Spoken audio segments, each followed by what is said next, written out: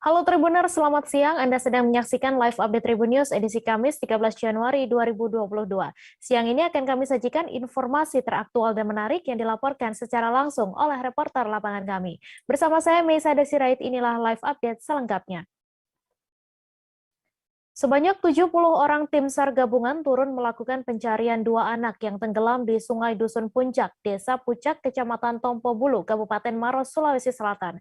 Pencarian korban telah dilakukan sejak Selasa siang 11 Januari, namun sempat dihentikan pada pukul 19 waktu Indonesia Tengah karena kondisi yang sudah gelap. Untuk info selengkapnya akan disampaikan oleh rekan Nurul Hidayah, wartawan Tribun Timur yang kini sudah terhubung bersama kami. Halo Nurul. Halo Mei, selamat siang. Selamat siang Nurul, silahkan dengan informasi Anda bagaimana kronologi hilangnya dua balita di Sungai Desa Pucak Maros ini. Baik Tribuners, kabar menghilangnya dua balita di Sungai Pucak, Kabupaten Maros, Sulawesi Selatan ini membawa kabar duka tersendiri bagi pihak keluarga. Bagaimana tidak, kedua korban ini masih berusia sangat muda sekali Tribuners. Untuk Sakir, korban pertama baru berusia 4 tahun, sementara Faiz baru berusia 5 tahun. Keduanya ini memang tidak berdekatan rumah Tribuners, namun karena masih satu keluarga seperti itu, sehingga keduanya ini memang masih sering bermain bersama. Nah, untuk kronologisnya sendiri ini bermula ketika Zakir dan neneknya datang ke kebun untuk mengambil sayuran. Namun sebelum memasuki area perkebunan, nenek Zakir ini meminta Zakir untuk menunggunya di rumah tentunya saja, yang tidak lain adalah Ibu Faiz. Nah, namun Tribunals bukannya mendengarkan perintah neneknya, Zakir malah mengajak Faiz untuk bermain bersama di area sungai Tribunals. Sehingga setelah neneknya pulang ini, saat ia hendak memasak sayurnya tersebut, ia pun menyadari bahwa keduanya telah menghilang. Ia pun langsung mencari keduanya di rumah-rumah tetangga dan juga lokasi di mana kedua anak ini sering menghabiskan waktu bersama. Karena tidak menemukan hasil Tribuners, ia pun kemudian meminta warga untuk membantu melakukan pencarian di area sungai. Setibanya di pinggiran sungai Tribuners, ia pun kemudian menemukan sebuah tumpukan kerang, sendal, dan juga jejak kaki yang mengarah ke sungai tersebut. Ya, Nurul, kemudian dapat Anda jelaskan secara singkat bagaimana proses pencarian korban? Oke, untuk proses pencarian Tribuners telah dilaksanakan sejak Selasa siang, namun sempat dihentikan pada pukul 19 waktu Indonesia Tengah karena kondisi yang sudah gelap dan tidak memungkinkan untuk dilanjutkan pencariannya. Kemudian pada hari Rabu kemarin dilanjutkan pada pukul 7 dan membuahkan hasil pada pukul 11.45, di mana korban pertama ini Zakir 4 tahun berhasil ditemukan. Kemudian tak berselang lama, sekitar pukul 13.05 waktu Indonesia Tengah, korban kedua Faiz yang berusia 5 tahun pun berhasil ditemukan. Ya, kemudian Nurul, bagaimana kondisi kedua korban ini ketika ditemukan? Untuk kondisi korban, Tribuners, ini yang korban pertama Zakir ditemukan pada pukul 11.45, ditemukan 200 meter dari titik awal kedua korban ini dinyatakan hilang. Dan untuk kondisinya sendiri ini ditemukan di kedalaman 2 meter dan terjepit oleh bebatuan. Sementara korban kedua, Faiz, ditemukan pada pukul 13.05 waktu Indonesia Tengah dalam kondisi mengapung, dan untuk selisih jaraknya korban pertama dan kedua ini hanya sekitar 10 meter Tribuners. Dan itu untuk korban kedua telah mengalami pembengkakan di sekujur tubuhnya. Keduanya pun Tribuners dibawa ke puskesmas untuk dilakukan pembersihan dan kemudian dikembalikan ke pihak keluarga untuk kemudian dimakamkan. Ya, baik, terima kasih Nurul Hidayah atas laporan Anda, dan Tribuners, wartawan kami juga telah menghimpun wawancara dengan Komandan Tim Basarnas Sulawesi Selatan. Berikut tayangannya untuk Anda. Bapak, seperti apa proses pencarian tadi Pak ini? Baik, untuk proses pencarian hari ini kita mulai dari jam 7.00 pagi. Untuk korban pertama, alhamdulillah kita temukan pada pukul 11.45 sekitar 200 meter dari lokasi titik duga korban tenggelam. Korban kedua, Pak? Untuk korban kedua ditemukan pada pukul 13.05, jaraknya kurang lebih 10 meter dari ditemukan korban pertama. Pak, posisi korban saat ditemukan, Pak, apakah dia berada di dasar sungai atau gimana? Oke, baik. Untuk korban pertama ditemukan oleh tim penyelam, tim SAR gabungan. Posisinya dia terjepit batu. Sedangkan untuk korban kedua ditemukan tim SAR gabungan dan masyarakat setempat yang membantu. Kondisinya sudah agak mengapung. Pak, kondisi kedua korban saat ditemukan meninggal dunia, Pak? Untuk lebih tepatnya itu dari pihak dokter, tapi dari kasat mata kondisinya meninggal dunia. SD Negeri 4 Mamuju, Jalan Atik Soteja, Kelurahan Karema, Kabupaten Mamuju, Sulawesi Barat masih belajar di tenda darurat. Mereka terpaksa harus belajar di tenda darurat lantaran gedung sekolah rusak akibat gempa bermagnitudo 6,2 yang mengguncang Kabupaten Mamuju dan Majene. Diketahui gempa tersebut sudah hampir 1 tahun lalu, di mana terjadi pada 15 Januari 2021. Ada 2 tenda yang berdiri di halaman sekolah yang dibagi menjadi 4 ruang untuk menampung total 336 murid. Untuk info selengkapnya akan disampaikan langsung oleh rekan jurnalis Tribun Sulbar, Fahrun Ramli, yang kini sudah terhubung bersama kami. Halo Fahrun. Ya, rekan Mei. Ya Fahrun, silahkan dengan informasi Anda, apa tanggapan dari Dinas Pendidikan Mamuju terkait hal ini? Ya, rekan Mei, Tribuners, di mana pada gedung sekolah yang di Kabupaten Mamuju ini masih mau belajar di tenda darurat karena gedungnya itu rusak pasca gempa 2021 lalu, di mana Dinas Pendidikan Kabupaten Mamuju itu mencatat ada 24 gedung sekolah yang masih yang mengalami kerusakan berat pada saat gempa itu, dan saat ini belum diperbaiki, dan para siswanya pun masih belajar di tenda darurat seperti yang terpantau di SD 4 Mamuju Jalan Atik Soteja ini, di mana tenda darurat ini terdiri di halaman sekolah sebanyak 2 tenda dan terbagi jadi 4 ruangan. Dan Dinas Pendidikan Mamuju pun menilai bahwa memang ada kurang efektif proses belajar mengajar di tenda darurat tersebut. Bahkan pembelajaran yang masih PTM atau pembelajaran tatap muka terbatas di bawah ruangan yang terbatas pula, sehingga proses transfer ilmu pengetahuan itu masih sangat kurang efektif. Untuk mengantisipasi hal itu, Dinas Pendidikan Mamuju mendorong untuk segera memperbaiki 24 bangunan sekolah yang masih rusak parah di Kabupaten Mamuju, dan perbaikannya itu akan berlangsung pada tahun ini dan diawali pada bulan Januari 2022. Seperti itu, rekan Mei. Iya, kemudian Fahrun, dapat Anda jelaskan bagaimana respon dari pihak sekolah sendiri? Pihak sekolah sendiri mengaku bahwa memang proses belajar mengajar di bawah tenda darurat ini itu sangat kurang efektif, karena ketika sudah masuk jam-jam 10, maka siswa yang berada di bawah tenda itu akan merasa kepanasan dan kurang dalam memahami proses belajar mengajar. Karena tenda ini, di bawah tenda ini siswa kepanasan dan kurang efektif karena ruangannya pun sempit dan siswa sangat berdesak-desakan. Sehingga pihak sekolah sangat berharap untuk segera diperbaiki sekolahnya ini. Seperti itu, rekan Mei. Iya, kemudian bagaimana respon dari orang tua siswa sendiri melihat anak-anak mereka belajar di tenda darurat, Fahrun? Ya, Tribuners, dapat saya laporkan juga bahwa kondisi tersebut sangat memprihatinkan. Orang tua siswa juga sangat prihatin terhadap kondisi seperti itu, di mana dia sangat menyayangkan terhadap Dinas Pendidikan dan dalam hal ini pemerintah Kabupaten Mamuju, karena sudah 1 tahun ini gedung tersebut belum juga direnovasi, bahkan ada 24 gedung yang belum direnovasi.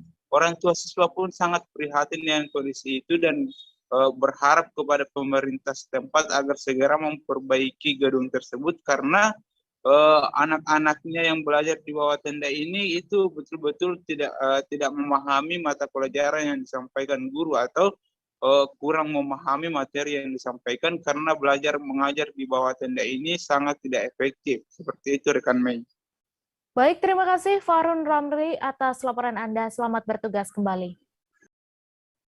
Kita beralih ke informasi selanjutnya, Tribuners. Kecelakaan tunggal sepeda motor terjadi sekitar pukul 6:45 waktu Indonesia Barat di Jalan DPU Tanjung Arah Juwiring, tepatnya di perempatan Tanon, Desa Kenaiban, Kecamatan Juwiring, Kabupaten Klaten. Korban berinisial KAR 15 tahun yang merupakan seorang pelajar. Diduga KAR mengemudikan motor dengan freestyle, lantas tak bisa mengendalikan sepeda motornya hingga terjatuh sendiri. Untuk info selengkapnya akan disampaikan rekan jurnalis Tribun Solo, Ibnu Dwi, yang kini sudah terhubung bersama kami. Halo Ibnu. Selamat siang rekan Mei. Selamat siang Ibnu, silakan dengan informasi Anda, korban ini akan kemana saat kejadian kecelakaan tersebut? Nah, terima kasih rekan Mei dan Tribuners. Jadi kecelakaan tunggal sepeda motor terjadi pukul 6.45 di Jalan DPU arah Juwiring, tepatnya di perempatan Tanon, Desa Kenaiban, Kecamatan Juwiring, Kabupaten Klaten. Korban berinisial KAR merupakan seorang pelajar yang diduga akan berangkat sekolah karena saat kejadian korban menggunakan seragam sekolah. Gitu. KAR merupakan warga Dukuh Telogorandu, Desa Telogorandu, Kecamatan Juwiring, Kabupaten Klaten. Dari Kanit Kasat Lantas Polres Klaten, Ibda Wahyu Sofan menjelaskan bahwa kecelakaan terjadi karena korban tidak dapat mengendalikan kendaraannya. Kronologi kejadian bermula dari sepeda motor Yamaha Vision yang dikendarakan oleh korban berjalan dari arah Tanjung menuju arah Juwiring. Sesampainya di TKP, diduga pengemudi sepeda motor KAR tidak dapat mengendalikan kendaraannya begitu karena melakukan freestyle atau jumping saat melajukan kendaraannya. Karena tidak dapat mengendalikan kendaraan, akhirnya korban terjatuh begitu. Dan korban meninggal saat perjalanan menuju RS Belanggu dengan luka di bagian kepala. Gitu rekan Mei. Iya, kemudian Ibnu, apa yang dilakukan kepolisian untuk mengurangi kecelakaan di kalangan pelajar ini? Ya, dari pihak kepolisian khususnya untuk mengurangi kecelakaan lalu lintas yang dilakukan oleh kalangan pelajar saat ini, pihak kepolisian secara aktif, Polres Klaten secara aktif melakukan sosialisasi di sekolah-sekolah, terutama saat ini di Kabupaten Klaten telah melaksanakan pertemuan tatap muka secara terbatas. Selain itu, pemasangan banner di titik-titik rawan juga dinilai sebagai langkah paling efektif untuk memangkas atau menurunkan tingkat kecelakaan di kalangan pelajar. Begitu rekan. Baik, terima kasih Ibnu Dwi atas laporan Anda. Selamat bertugas kembali. Kita beralih ke informasi selanjutnya, Tribuners. Seorang pecaton PNS di Palembang terus menangis seraya meminta maaf saat aksinya yang menyamar menjadi pegawai kantor camat lalu menipu warga berhasil terungkap pada Selasa 11 Januari. Ia adalah Reno, warga Lorong Roda Jalan Merdeka, Kota Palembang. Reno sudah tidak bisa mengelak atas tindakan penipuan yang dilakukannya. Ia kemudian diamankan warga di kawasan Padang Selasa untuk kemudian diserahkan ke Polsek Ilir Barat 1 Palembang. Untuk info selengkapnya akan disampaikan rekan jurnalis Tribun Sumsel, Sinta, yang kini sudah terhubung bersama kami. Halo Sinta.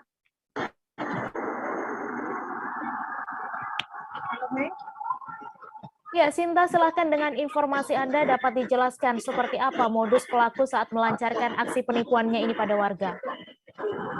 Baik, dapat kami laporkan bahwa pelaku ini bernama Reno, di mana dia sendiri dapat tertangkap oleh warga setelah warga menghukumnya seperti itu. Jadi peristiwa itu terjadi di kawasan Padang Selasa Kota Palembang, di mana modus dari tersangka maksud kami pelaku sendiri adalah dengan berpura-pura menjadi pegawai dari kantor camat Ilir Barat 1 Palembang. Dengan menyamar dengan status tersebut, dia berpura-pura untuk bisa menawarkan jasa membuat KTP, KK, ataupun PKH dan lain sebagainya dengan cepat dan praktis, asalkan menyetorkan sejumlah uang di kisaran 50 sampai 250 ribu melalui dirinya. Seperti itu. Ya, kemudian Sinta, berdasarkan informasi yang didapatkan, status pekerjaan dari pelaku ini adalah pecatan PNS. Lalu dapat Anda jelaskan kenapa ia bisa dipecat dari PNS?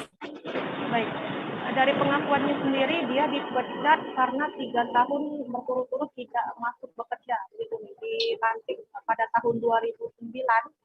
Pelaku sendiri dipecat pada tahun 2021 kemarin. ditanya lebih lanjut kenapa dia sampai tidak masuk selama 3 tahun berturut-turut itu, pelaku ini beralasan bahwa dia itu tidak nyaman dengan pekerjaan di kantor. Jadi memang dia itu lebih nyaman untuk bekerja di lapangan. Dari pengakuan pelaku juga, dia sudah melapor ke atasannya untuk dipindahkan ke lapangan. Hanya saja tidak digubris maksud kami oleh atasannya, sehingga dia mau mengambil jalan nekat dengan tidak masuk selama 3 tahun berturut-turut. Seperti itu.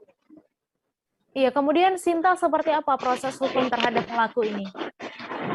Baik, kemarin kami sudah mengupdate lagi bagaimana status dari pelaku ini, dan berdasarkan keterangan polisi bahwa pelaku ini tidak ditahan, namun hanya dikenakan wajib lapor dan juga diminta menandatangani surat perjanjian, di mana ketika ada orang yang melapor, dia diwajibkan untuk datang ke kantor polisi guna memberikan kesaksian. Seperti itu nih.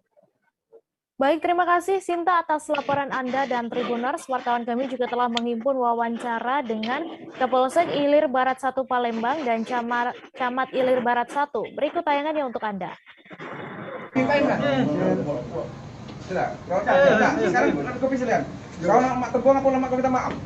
Tak apa-apa, anak kecil-kecil. Sudah, makanya kau tegas ke masyarakat, aku tidak lagi mengulangi perbuatan ini. Daripada kau terbuang, pilih mana? Maaf terbuang. Iya, Pak. Nah, sudah. Oke. Ya. Aku minta maaf, Pak. Perkenalkan diri. Perkenalkan, Pak. Nama aku Reno, Pak. Siapa nama? Reno, Pak. Reno, Pak. Ya, aku minta maaf, Pak. Sebisa-bisanya, Pak. Ini aku salah. Iya, Pak. Minta maaf sama siapa? Minta maaf pada warga yang pernah aku tipu, Pak. Nah, sebisa-bisanya, Pak. Modus kau nipu warga itu mak mana selama ini? Ya, membantu mereka membuatkan kakak, Pak. Kakak lagi. Ya, BPJS gratis, Pak. BPJS gratis, Pak. Iya, Pak. Terus apa lagi? Sudah, Pak. Sudah berapa lama, Pak? Ya, Pak. Kakak KTP ya. Kalau PKI tertutup bisa, Pak. Insyaallah kita buka, Pak. Sudah berapa lama, Pak, seperti ini? 2 bulan lebih, Pak. 2 bulan. Bapak pecatan ASN? Iya, Pak. Kenapa dipecat, Pak? Ya, itu ada implementasinya tentang masing-masing, Pak. 3 tahun. Bapak tertipu berapa, Pak? Tertipu berapa, Bapak? 150.000. Oh, Yang mana Bapak. dia ngomongnya, Pak? Bikin PKH 100. Ya. Kanyu 50. Fotokopi sudah saya kasihkan. Katanya janji hari Senin. Saya tunggu hari Senin nggak ada. Saya cek di kecamatan nggak ada. Yang mengaku nama Airul. Masih ada dikasih nomor HP. Ngakunya Airul dia nama, Iya. bukan Reno bukan. Bukan. Kenal Airul di mana, pegawai Pak? camat. Heeh. Setelah saya cek, memang ada nama Airul, tapi bukan beliau ini. Kenalnya di mana, Pak? Datang ke rumah. Arahan dari warga melalui Pak RT dan diserahkan kepada Babin Kamtipmas kami, lalu dibawa ke Polsek. Jadi kami akan pelajari lagi apabila ada unsur-unsur pidananya, baik dari pencemaran nama baik ASN itu sendiri maupun dari korban-korban yang sudah dirugikan dengan perbuatan pelaku ini. Kalau memang nanti ada unsur pidananya akan kami proses. Kami akan kembali seusai jeda sejenak, saudara. Tetap di Live Update. Oke, apa kabar Bang Arifki di sini untuk strateginya? Kalau saya sendiri di Game Week 37 ini yang semalam baru mulai, saya udah sebenarnya aku nggak ngerasain penangkapan atau penggerebegan atau apapun itu, karena gitu posisinya aku kriteria. Jadi kita mengenal disebut dengan stroke yang tidak berdarah dengan stroke yang berdarah. Stroke yang tidak berdarah itu biasanya ditandai dengan adanya penyumbatan. Kalau itu terjadi di sini mungkin pikirnya tidak ke situ kali ya, tapi kalau di Korea atau di Kamboja itu ada beberapa paper yang saya itu Mas, ya, dulunya tukang koran. Oh gitu ya. Tukang koran. Ya, saya baca ya, Pak. Tuh kan pernah baca kan? Ya. Jadi kalau saya jadi tanggam itu udah bersyukur banget. Si anak ini dijadikan sebagai tersangka begitu. Ya, kalau ini kita bicara yang di luar kasus Sebongondo ya. Dikenal dengan nama hujan shower, di mana terdapat batas jelas antara daerah hujan dan tidak hujan yang biasanya terjadi pada fase awal mature stage atau tahap berbahaya dewasa. itu Kang. Jadi mulai artinya terjadinya perlempekan. Nah itu untuk penetrasi akan sulit. Gitu ya. Dok, saya ini menurut saya memang tidak mudah, bukan urusan tanah diambil. Kalau misalnya Amerika Serikat sekarang, Rasulullah mengatakan dalam sebuah hadis bahwa berpuasa di 6 hari Syawal itu. Oke, apa kabar Bang Ariski di sini untuk strateginya? Kalau saya sendiri di Jumip 37 ini yang semalam baru mulai, saya udah sebenarnya aku nggak ngerasain penangkapan atau penggerebekan atau apapun itu, karena gini loh, posisinya aku kriteria. Jadi kita mengenal disebut dengan stroke yang tidak berdarah dengan stroke yang berdarah. Stroke yang tidak berdarah itu biasanya ditandai dengan adanya penyumbatan. Kalau itu terjadi di sini mungkin pikirnya tidak ke situ kali ya, tapi kalau di Korea atau di Kamboja itu ada beberapa paper yang saya itu Mas, ya dulunya tukang koran. Oh gitu ya. Tukang koran. Ya, saya baca itu Pak. Tuh kan pernah baca kan? Ya. Jadi kalau saya jadi Pangdam itu udah bersyukur banget. Si anak ini dijadikan sebagai tersangka begitu. Ya, kalau ini kita bicara yang di luar kasus Sebongombo ya. Dikenal dengan nama hujan shower, di mana terdapat batas jelas antara daerah hujan dan tidak hujan yang biasanya terjadi pada fase awal mature stage atau tahap Berbahaya dewasa. itu Kang. Jadi mulai artinya terjadinya perlempekan. Nah itu untuk penetrasi akan sulit. Gitu ya. Dok, saya ini menurut saya memang tidak mudah, bukan urusan tanah diambil. Kalau misalnya Amerika Serikat sekarang, Rasulullah mengatakan dalam sebuah hadis bahwa berpuasa di 6 hari Syawal itu. Oke, apa kabar Bang Ariski di sini untuk strateginya? Kalau saya sendiri di Jumip 37 ini yang semalam baru mulai, saya udah sebenarnya aku nggak ngerasain penangkapan atau penggerebekan atau apapun itu, karena gini loh, posisinya aku kriteria. Jadi kita mengenal disebut dengan stroke yang tidak berdarah dengan stroke yang berdarah. Stroke yang tidak berdarah itu biasanya ditandai dengan adanya penyumbatan. Kalau itu terjadi di sini mungkin pikirnya tidak ke situ kali ya, tapi kalau di Korea atau di Kamboja itu ada beberapa paper yang saya itu Mas, ya dulunya tukang koran. Oh gitu ya. Tukang koran. Ya, saya baca itu Pak. Tuh kan pernah baca kan? Ya. Jadi kalau saya jadi Pangdam itu udah bersyukur banget. Si anak ini dijadikan sebagai tersangka begitu. Ya, kalau ini kita bicara yang di luar kasus Sebongombo ya. Dikenal dengan nama hujan shower, di mana terdapat batas jelas antara daerah hujan dan tidak hujan yang biasanya terjadi pada fase awal mature stage atau tahap Berbahaya dewasa. itu Kang.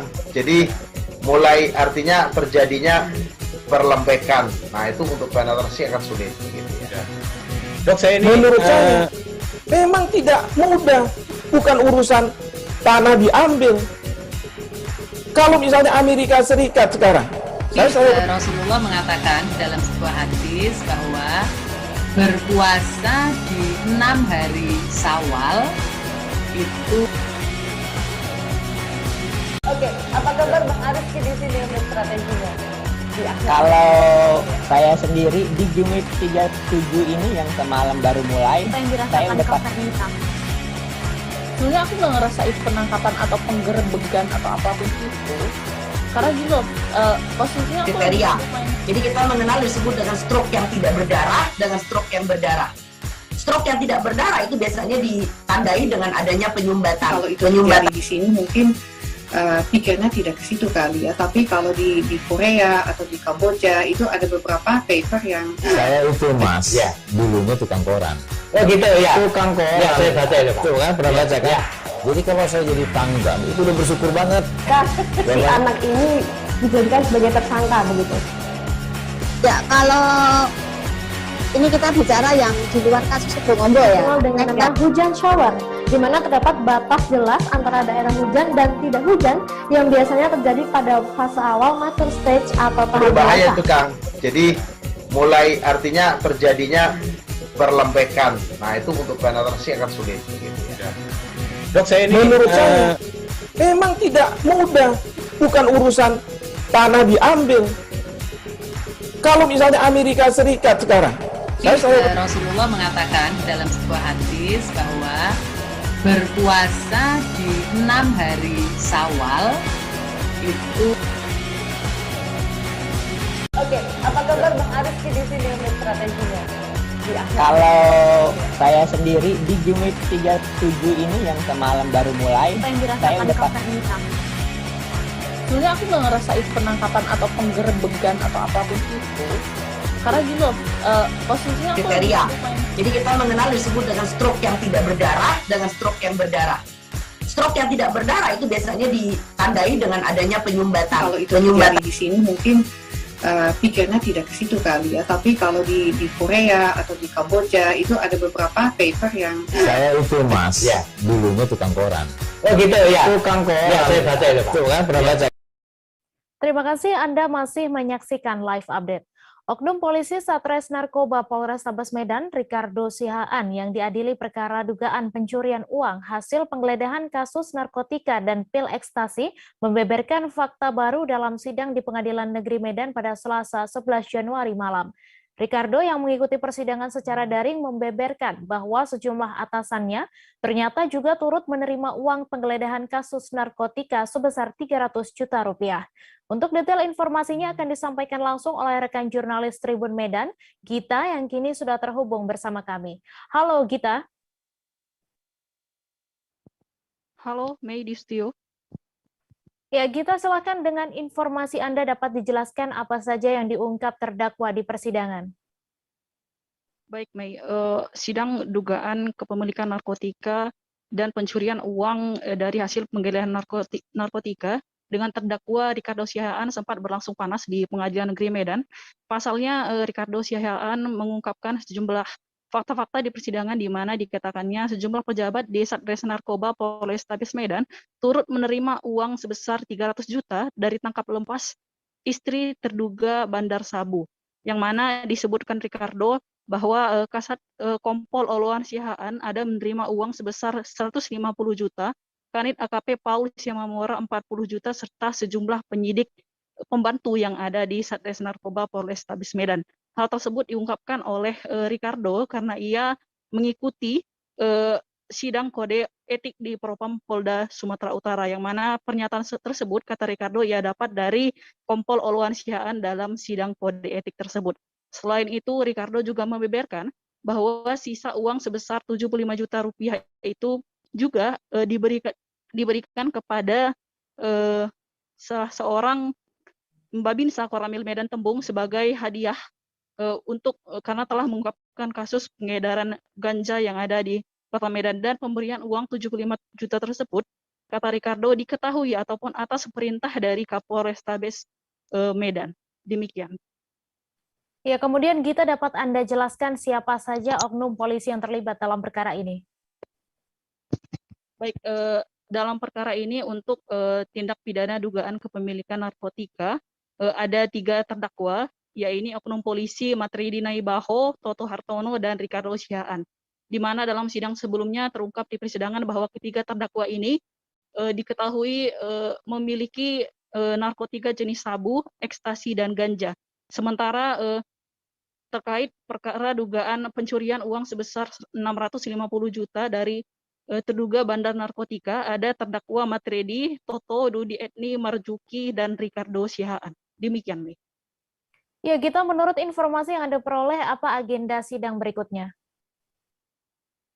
Kalau untuk Dudi Etni dan terdakwa Marjuki Ritongnya sendiri sebelumnya telah dituntut oleh Jaksa Penuntut Umum dari Kejaksaan Tinggi Sumatera Utara dengan pidana masing-masing 3 tahun penjara. Dan dalam waktu dekat kemungkinan minggu pekan depan akan menjalani sidang vonis di Pengadilan Negeri Medan. Sementara itu untuk terdakwa lainnya, yakni 3 orang lainnya diperkirakan juga akan mengikuti sidang tuntutan di Pengadilan Negeri Medan. Demikian, Mei. Baik, terima kasih Gita dari Tribun Medan atas laporan Anda. Selamat bertugas kembali. Kita beralih ke informasi selanjutnya, Tribuners. Musisi Ardhito Pramono diamankan polisi di rumahnya di Jakarta Timur pada Rabu 12 Januari dini hari. Ia kemudian menjalani pemeriksaan di Polres Metro Jakarta Barat. Sepanjang jalan menuju ruang pemeriksaan, Ardhito tampak hanya tertunduk lesu. Untuk detail informasinya akan disampaikan langsung oleh rekan jurnalis Tribun Jakarta, Satrio Sarwo, yang kini sudah terhubung bersama kami. Halo, Satrio. Halo. Ya, Satrio, silahkan dengan informasi Anda dapat dijelaskan bagaimana penangkapan Ardhito Pramono ini. Ya, baik. Jadi artis atau aktor film layar lebar sekaligus dengan juga dengan musisi Ardhito Pramono ini ditangkap di kawasan Durensawit, Jakarta Timur terkait dengan kasus penyalahgunaan narkoba jenis ganja.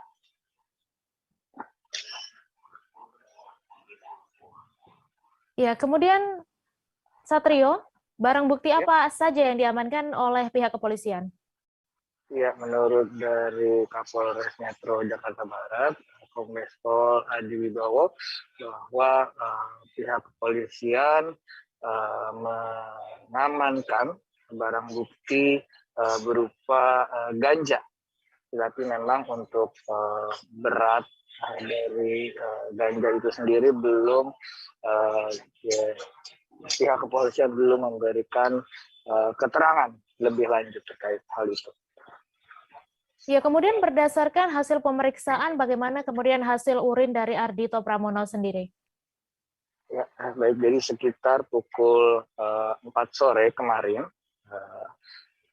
Ardhito Pramono datang ke Polres Jakarta Barat, dan juga di sana Ardhito melakukan pemeriksaan kesehatan dan juga pemeriksaan urin.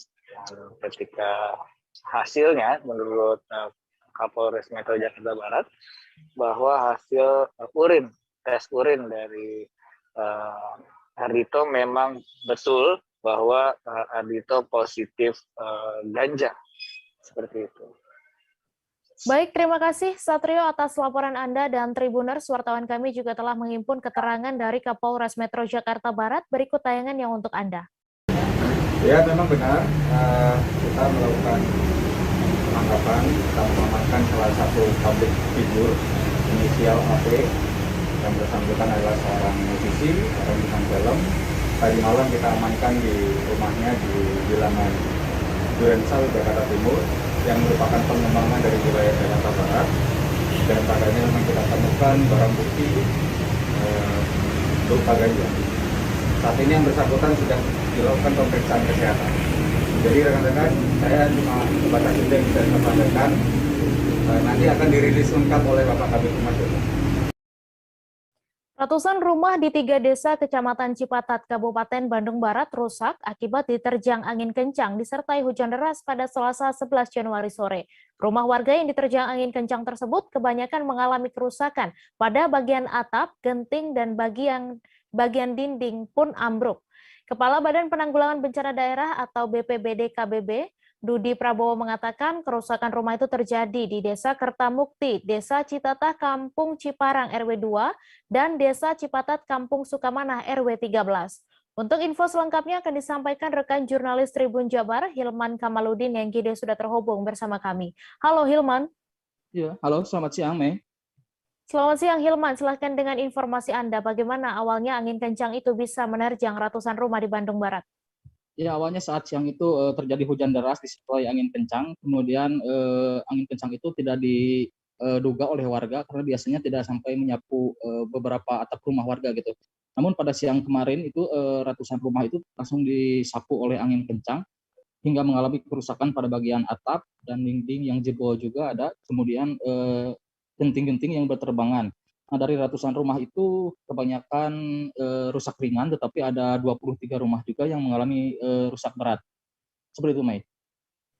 Iya, kemudian total ada berapa rumah yang terdampak dan bagaimana sekarang kondisinya? Oke, berdasarkan data dari Badan Penanggulangan Bencana BPBD Kabupaten Bandung Barat, bahwa total rumah yang terdampak angin puting beliung itu ada 219 rumah, dengan rincian 23 rumah diantaranya mengalami rusak berat, namun sisanya hanya mengalami luka ringan saja, kerusakan ringan saja, dan saat ini sedang dilakukan perbaikan dibantu oleh pemerintah desa setempat. Kemudian ada juga beberapa rumah yang mengalami rusaknya bagian dindingnya saja gitu, tapi dinding itu jebol karena sedang diperbaiki gitu. Kemudian warga juga ada yang mengungsi dengan total 5 kakak yang mengungsi akibat kejadian tersebut. Seperti itu, Nih. Kemudian bagaimana langkah pemerintah setempat setelah kejadian ini? Oke, berdasarkan keterangan dari Kepala Desa di Cikalongwetan itu, mereka menetapkan status siaga bencana dan mengungsikan beberapa warga yang terdampak, terutama bagi rumahnya yang mengalami rusak berat. Kemudian untuk logistik juga pemerintah setempat memberikan bantuan berupa tenda seperti itu, kemudian kebutuhan mendesak seperti makanan, makanan dan sebagainya seperti itu. Ya. Baik, terima kasih Hilman atas laporan Anda. Selamat bertugas kembali. Kita beralih ke informasi selanjutnya, Tribuners. Sejumlah fakta dan kronologis kasus tindak pidana penipuan dengan modus menggandakan uang terungkap saat press release di Mapolres Bitung pada Rabu 12 Januari 2022. AKBP Alam Kusuma Irawan Kapolres Bitung didampingi Ibtu Gian Wiatma dan AKP Hermaneska Tiandago menerangkan bahwa korban Ivan Amahorsean, warga Kelurahan Air Tembaga 2, memberikan uang 52 juta rupiah ke tersangka untuk digandakan. Untuk detail informasinya akan disampaikan langsung oleh rekan jurnalis Tribun Manado, Christian Wayongkere, yang kini sudah terhubung bersama kami. Halo Christian. Ya, selamat siang rekan Mei, Tribun News dan Tribuners dimanapun Anda berada. Selamat siang Christian, silahkan dengan informasi Anda bagaimana perkembangan kasus penipuan dengan modus menggandakan uang di Kota Bitung ini. Baik, jadi pada hari Rabu tanggal 12 Januari 2021 kemarin, AKBP Alam Kusuma Irawan selaku Kapolres Bitung bersama dengan jajaran Kapolsek dan jajaran yang ada di Polres Bitung dan jajaran Kepala Satuan atau Kasat melaksanakan press release kasus penipuan dengan modus menggandakan uang, di mana dalam kasus ini polisi telah menetapkan HRW alias Heri, 49 tahun, warga satu di antara kelurahan yang ada di Kecamatan Tuminting, Kota Manado, sebagai tersangka, dan korban sendiri itu adalah seorang warga Kelurahan Air Tembaga 2, Kecamatan Air Tembaga, Kota Bitung.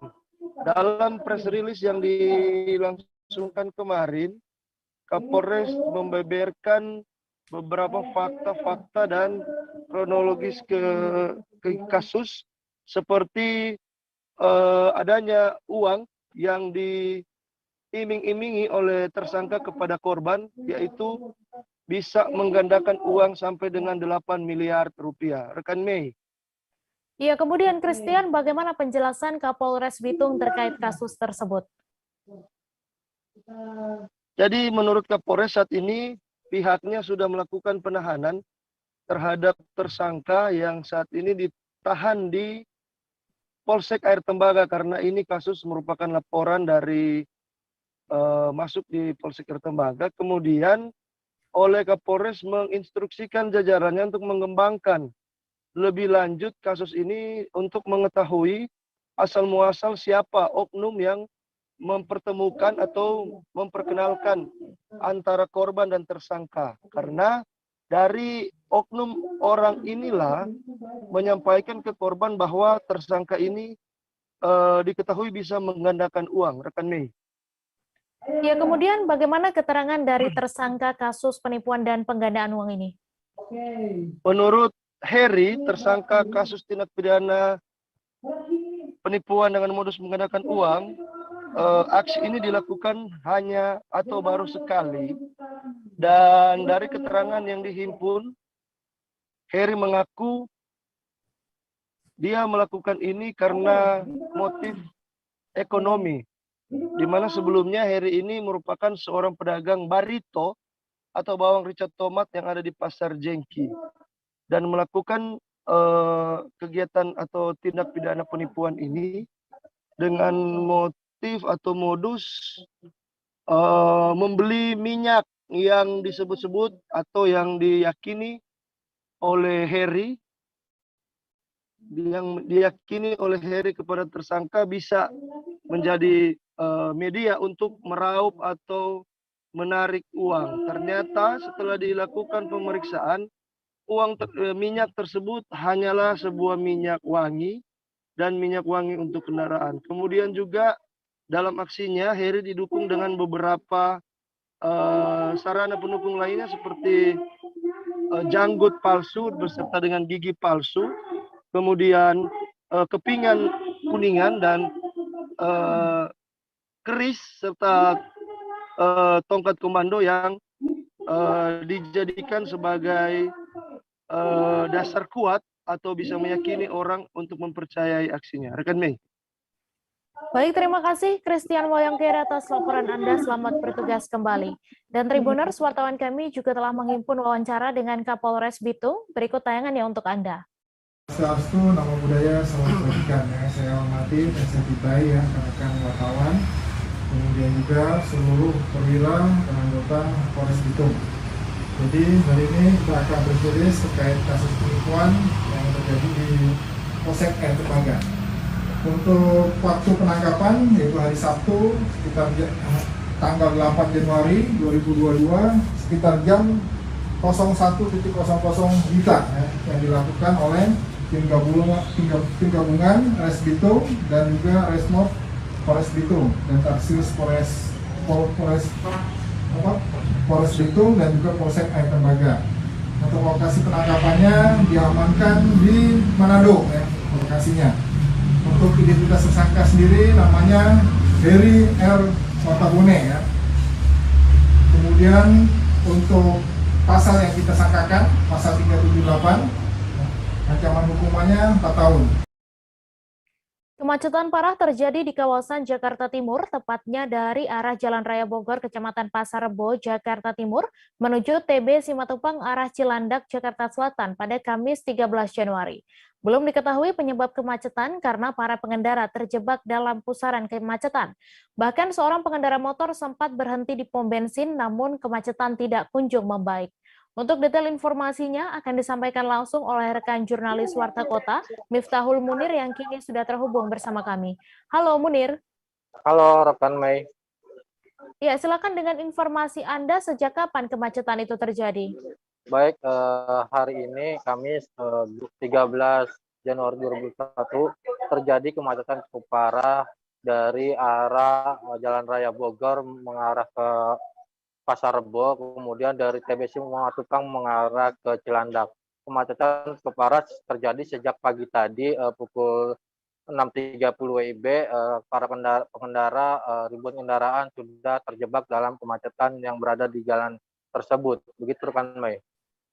Iya, kemudian apa yang dilakukan para pengendara ketika terjebak macet? Baik, para pengendara yang terjebak kemacetan di sana memilih untuk meminggirkan kendaraannya dan berduduk sambil menghisap sebatang rokoknya. Kemudian ada juga yang mengabadikan kemacetan ini di sepanjang jalan TB Simatupang pada pagi tadi. Para pengendara juga ada yang mampir ke warung kopi untuk sekedar menunggu sampai kondisi jalanan membaik. Begitu rekan Mei. Iya, kemudian apakah sudah diketahui apa penyebab kemacetan di sana? Baik, untuk penyebab kemacetan di sana karena adanya pengerjaan galian jalanan atau tadi saya sempat melihat seng atau penutup jalan yang sedang digali itu dari PLN sehingga para pengendara yang setelah melintas di depan galian itu rasa kesal dan menendang-nendang seng-seng yang ada di jalan tersebut. Para pengendara meluapkan kekesalannya karena sudah hampir 2 jam terjebak kemacetan di sana karena adanya proses galian tersebut. Begitu rekan Mei. Baik, terima kasih Miftahul Munir atas laporan Anda dan Tribuners. Wartawan kami juga telah menghimpun wawancara dengan seorang pengendara sepeda motor. Berikut tayangan yang untuk Anda. Dari Cibubur. Tapi ini dari jam 6:30 nyampe sini. Baru sampai sini nih. Itu mau kemana Pak tujuannya? Hah? Mau kemana tujuannya? Mau Menteng. Menteng. Memang biasa lewat sini? Hah? Biasa lewat sini? Iya, biasanya nggak begini. Oh, itu gara-gara apa sih Pak? Nggak tahu, nggak ada apa-apa. Biasanya nggak begini. Nih. Biasanya nggak macet Pak ya? Enggak, biasa. Tapi hari ini kok begini, tahu ada apa ini. Sempat kesel nggak Pak? Sempat kesel nggak sih? Ya, kesel apa yang keselin ya terpaksa berhenti di pom bensin ada 1 jam sempat, tadi. Oh, berhenti di pom bensin 1 jam? Iya. Istirahat dulu gitu? Oh. Terus tapi ini, kalau jalan nggak percuma, nggak bisa jalan. Ini bakal cari jalan lain apa tetap? Ya, biasa lewat sini, jalan lain saya rasa sama. Sama ya? Seorang lelaki paruh baya yang ditemukan meninggal dunia setelah hanyut dan tersangkut di akar kayu di Sungai Kalatripe, Kabupaten Gayo Luas pada Selasa 11 Januari merupakan petani Serewangi bernama Sulaiman yang merupakan warga desa Pantan Kela. Sebelum ditemukan meninggal di Sungai Kalatripe pada 10 Januari lalu, korban pergi ke kebun sere untuk membersihkan kebunnya bersama seorang warga lainnya. Untuk mengetahui lebih detailnya sudah bergabung bersama kami rekan jurnalis Serambi News, Rasidan yang akan menyampaikan laporannya. Halo Rasidan.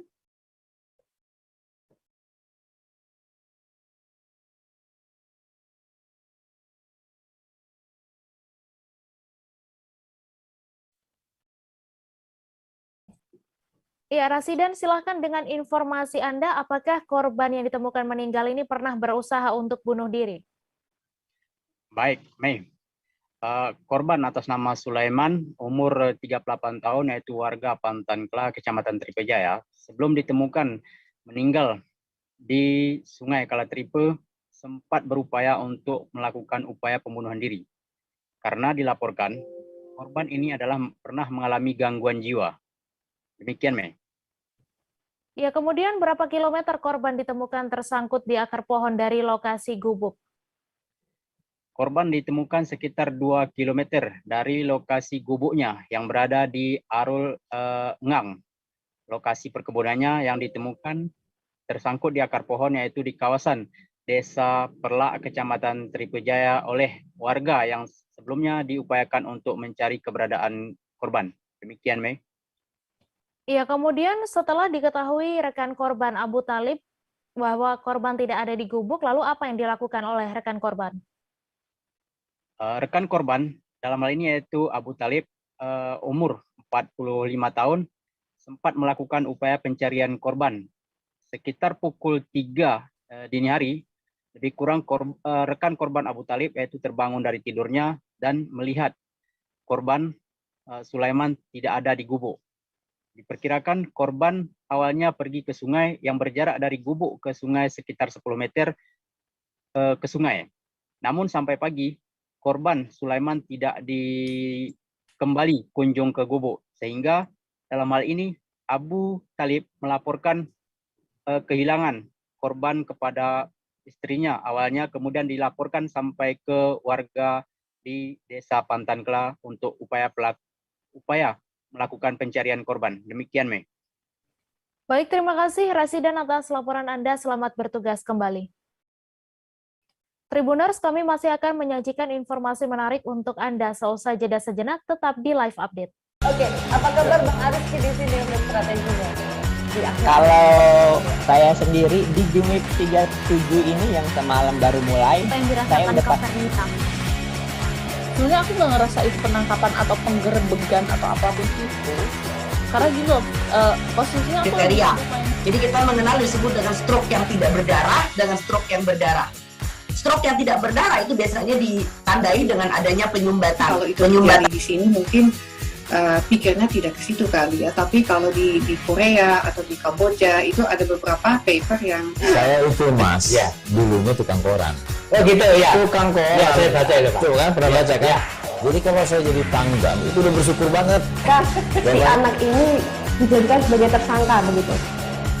Ya, kalau ini kita bicara yang di luar kasus Sebongondo ya. Dengan nama hujan shower, di mana terdapat batas jelas antara daerah hujan dan tidak hujan yang biasanya terjadi pada fase awal mature stage atau tahap berbahaya dewasa. itu, Kang.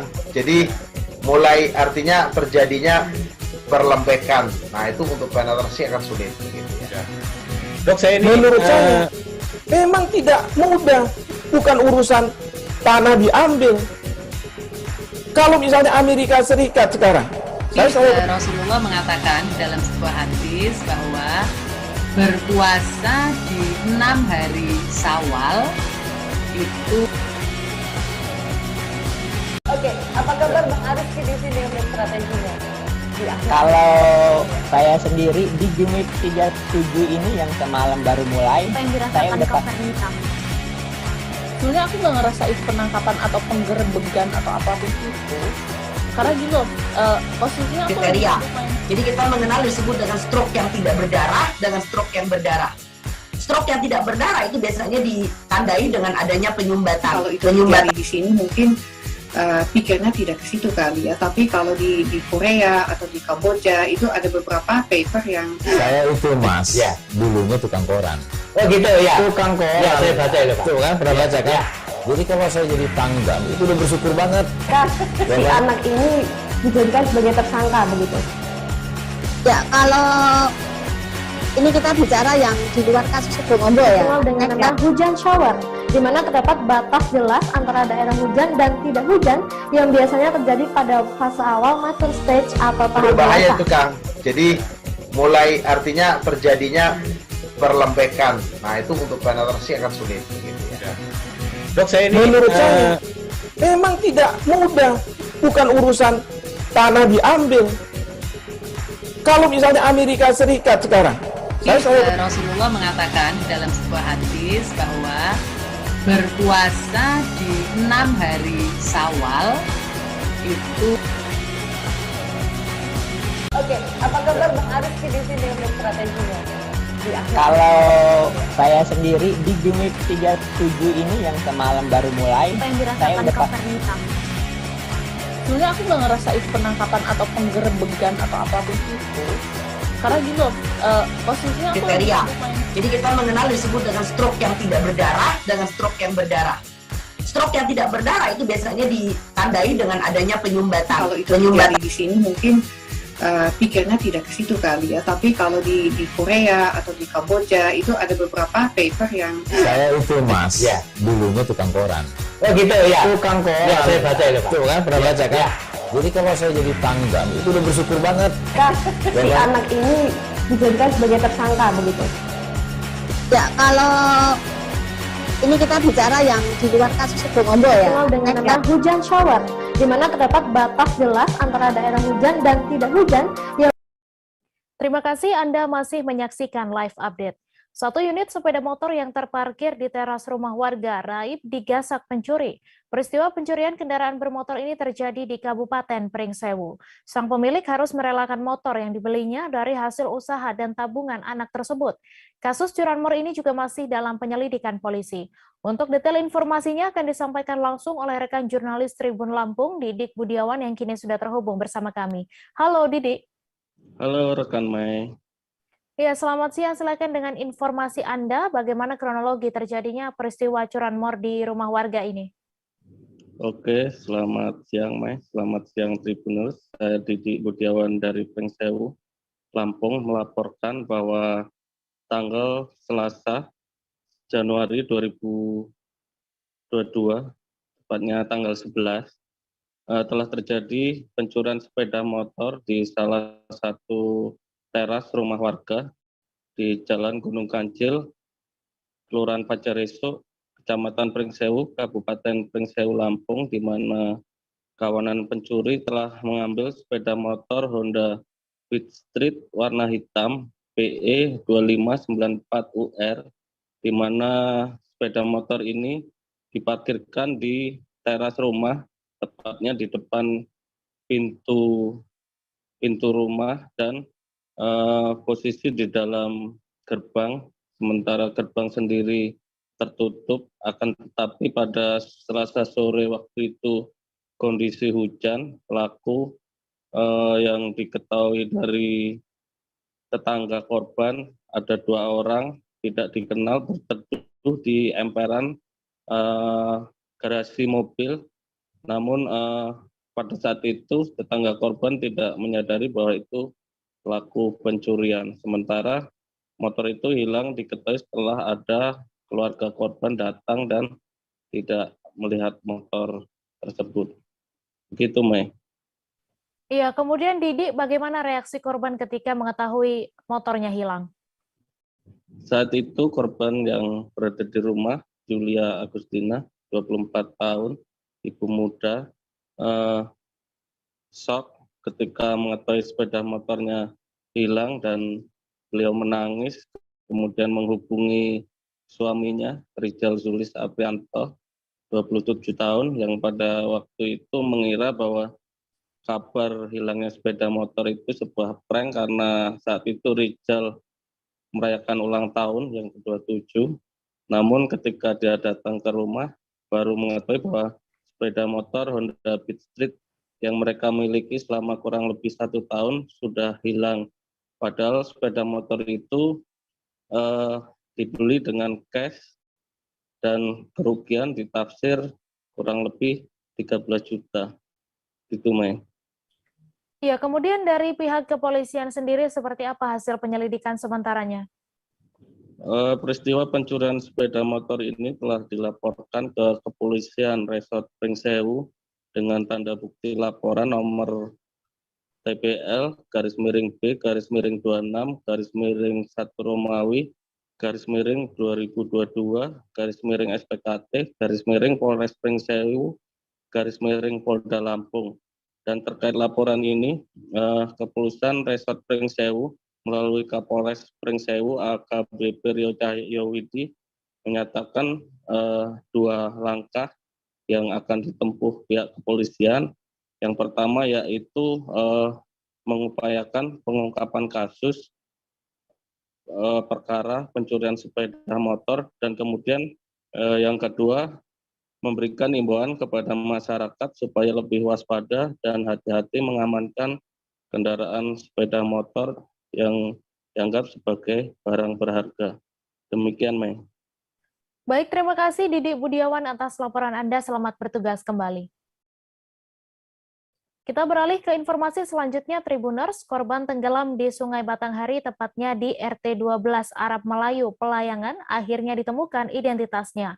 Ia bernama Ratimun, 40 tahun, yang merupakan warga Kasang, Kecamatan Jambi Timur, yang ternyata teknisi mesin PT Angkasa Raya. Dari keterangan saksi, korban terjatuh setelah memperbaiki mesin kapal. Saat itu korban hendak kembali ke dermaga, namun terpeleset, lalu terjatuh dan tenggelam ke Sungai Batanghari. Untuk info selengkapnya akan disampaikan rekan wartawan Tribun Jambi, Aryo Tondang, yang kini sudah terhubung bersama kami. Halo Aryo. Halo Mei, selamat sore Mei. Ya, selamat sore, silakan dengan informasi Anda bagaimana update terkininya. Baik, terima kasih Mei. Pasca kejadian tenggelamnya 1 orang karyawan perusahaan, tepatnya pabrik karet yang berada di Jambi, Kota Seberang, Arab Melayu, sampai saat ini tim masih melakukan pencarian penyisiran di titik awal terjatuhnya korban hingga ke radius beberapa meter. Untuk informasi, Mei, saat ini ada 2 personil dari Ditpolairu Polda Jambi yang tepat saat ini saya berada di lokasi, dan tim personil masih berada di dasar sungai untuk melakukan penyisiran. Dan sampai pukul saat ini korban belum juga ditemukan, begitu Mei. Ya, kemudian dapat Anda jelaskan secara singkat bagaimana kronologi kejadian ini? Baik, untuk kronologinya sendiri, di mana pada hari Rabu kemarin, tepat pukul 10 atau sekira pukul 10, korban yang saat itu bekerja seperti biasa bersama dengan 1 orang rekannya. Kemudian korban bekerja untuk memperbaiki tepatnya mesin pompa pabrik yang saat itu sedang bermasalah. Kemudian setelah berhasil memperbaiki, korban kemudian bergerak untuk naik ke dermaga melalui 2 kapal tongkang. Nah, di mana memang saat itu korban sedang melintas atau melompat dari arah tongkang yang satu ke tongkang yang lain, namun saat itu korban terpeleset dan jatuh. Nah, mendapat informasi, korban atau tim Basarnas langsung turun ke lokasi dan melakukan pencarian sejak kemarin sore. Dan sampai saat ini tim masih melakukan pencarian, begitu Mei. Iya, kemudian apakah ada keterangan dari pihak perusahaan sendiri?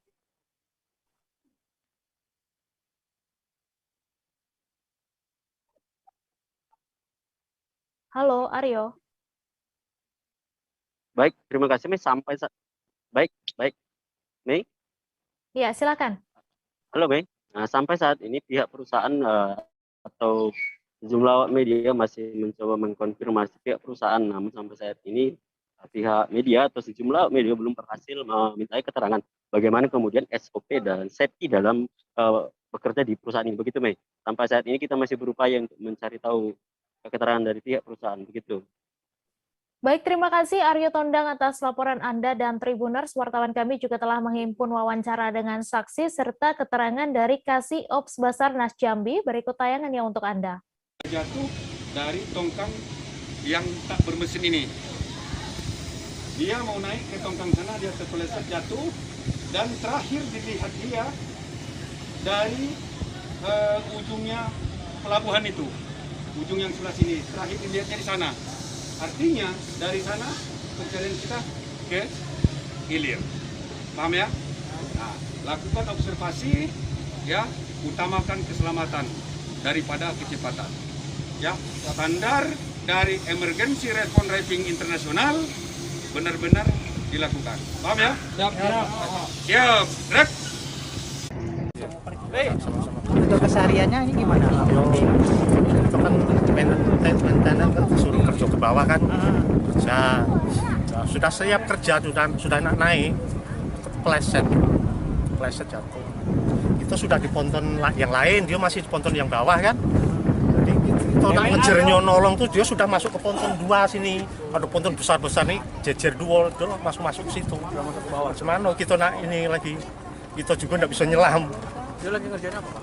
Lagi pompa, servis pompa. Iya. Sama nimba airnya dalamnya. Kebakaran terjadi di Pondok Pesantren Darun Najah 4, Kecamatan Padarincang, Kabupaten Serang pada Rabu 12 Januari.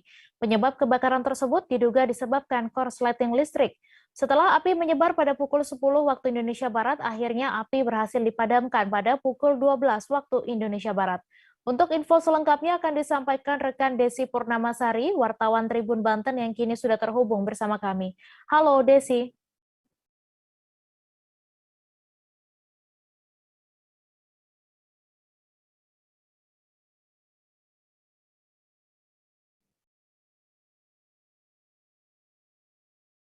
Halo. Iya, Desi, silakan dengan informasi Anda dapat dijelaskan bagaimana kronologi kejadian kebakaran ini. Iya, baik. Rekan Mei. Diduga memang adanya korsleting listrik dan menyebabkan Pondok Pesantren Darun Najah 4 di Kecamatan Padarincang, Kabupaten Serang ini hangus dilalap oleh api pada Rabu tanggal 12 Januari 2022.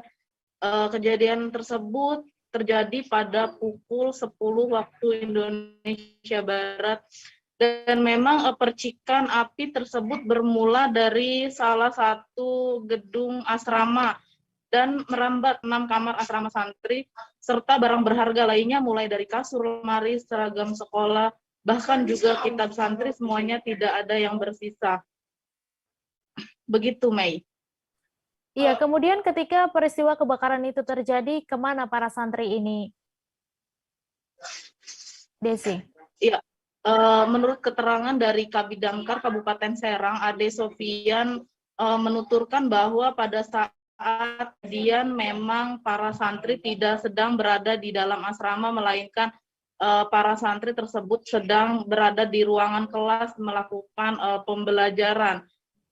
Dan memang pada saat kejadian pun tidak ada korban jiwa lantaran tidak ada santri di dalam asrama tersebut.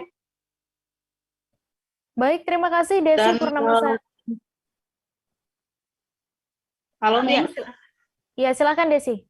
Dan ia pun menuturkan bahwa penyebab dari kejadian tersebut memang adanya arus pendek dari ruangan asrama santri serta ruang kantor guru, yang mengakibatkan percikan api merambat dan membesar hingga membakar sebanyak 6 ruang kamar asrama.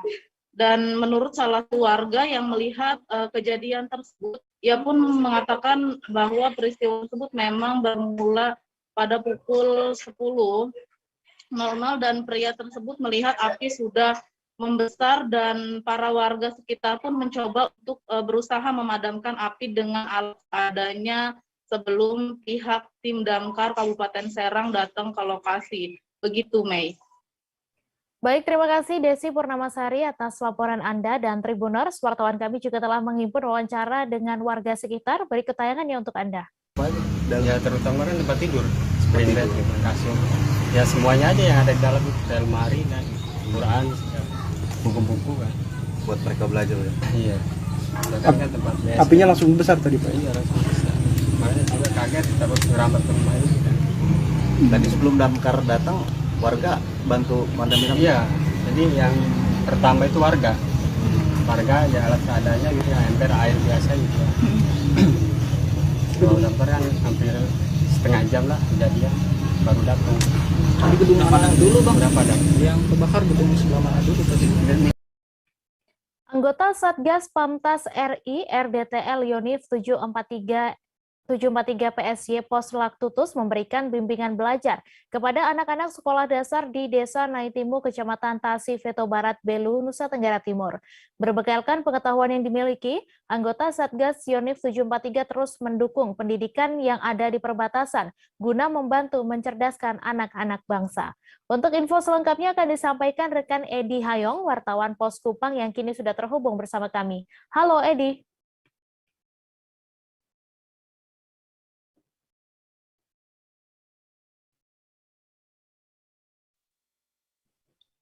Halo rekan Mei, selamat sore. Selamat sore Edi, silakan dengan informasi Anda bagaimana proses bimbingan belajar yang dilakukan anggota Satgas Pamtas RI ini. Baik rekan Mei, saya perlu melaporkan bahwa pasukan TNI Angkatan Darat khususnya dari Batalion Infanteri 743 PSY terhitung sejak November 2021 dan selama 9 bulan ke depan akan melaksanakan tugas sebagai Satuan Tugas Perbatasan di wilayah RI RDTL. Dan selama penugasan, selain tugas pokoknya adalah menjaga negara kesatuan Republik Indonesia dari ancaman luar, juga pasukan juga melaksanakan tugas sosial kemasyarakatan. Dan terkait dengan tugas sosial ini, baru-baru telah dilaksanakan kegiatan bimbingan belajar yang dilakukan oleh prajurit TNI pada salah satu pos di perbatasan RI RDTL kepada anak-anak sekolah dasar berupa pengetahuan membaca, menulis, dan kegiatan-kegiatan pendidikan lainnya dalam hal ini dalam nuansa edukatif seperti permainan yang cukup menyenangkan untuk anak-anak sekolah dasar. Dan ini juga salah satu bagian dari upaya TNI untuk mendekatkan dengan para pelajar sekolah dasar sehingga terkesan tentara tidak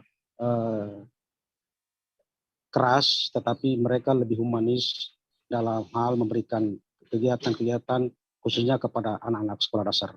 Demikian, Mei. Iya, kemudian apa yang melatar belakangi adanya kegiatan ini dan bagaimana reaksi anak-anak serta orang tua? Baik, rekan Mei. Memang dari hasil kegiatan di lapangan, prajurit TNI Yonif 743 PSY menemukan ada begitu banyak anak-anak di perbatasan yang masih melek huruf dan belum tahu membaca. Dan ini apalagi dalam situasi pandemi COVID-19 di mana kegiatan tatap muka di sekolah juga sangat terbatas. Sehingga ini menjadi latar belakang sehingga anggota TNI dengan sisa waktu selain tugas menjaga keamanan di perbatasan, mereka menyisihkan waktu untuk bisa dengan pengetahuan yang ada memberikan pelajaran untuk anak-anak sekolah dasar. Dan perlu saya laporkan juga bahwa anak-anak begitu antusias menerima pelajaran yang diberikan oleh para prajurit TNI karena mereka tampil sebagai seorang guru di depan anak-anak. Dan para orang tua juga sangat senang dan gembira karena prajurit TNI selain menjaga perbatasan juga masih menyisihkan waktu luang untuk bisa memberikan pengetahuan praktis, membaca, menulis, dan matematika serta kegiatan lainnya, sehingga mereka orang tua berharap agar kegiatan seperti ini bisa berlanjut di kemudian hari. Demikian, Mei.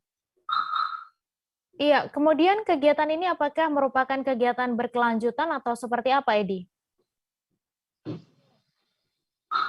Baik rekan Mei, dari hasil konfirmasi kami dengan pihak Satgas Pamtas, selama penugasan 9 bulan ini mereka akan terus melaksanakan kegiatan bimbingan belajar dan mereka mengambil waktu pada sore hari ketika anak-anak telah selesai belajar di sekolah, walaupun dalam sistem shift, tapi pada sore hari mereka akan diberikan bakal pengetahuan ini sekitar pukul 15.30 waktu Indonesia Tengah sampai selesai.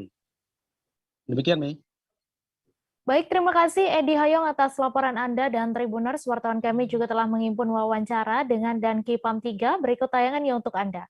Pam 3 selaku Satgas Yonik 743 Pratnya Samakta Yuda, Pak Presiden DTL, mewakili dan Satgas, kami membantu masalahan di perbatasan, yaitu dengan susahnya membaca anak perbatasan di wilayah Laktutus, Pos Laktutus, membantu giat pembelajaran agar anak-anak perbatasan bisa membaca depan.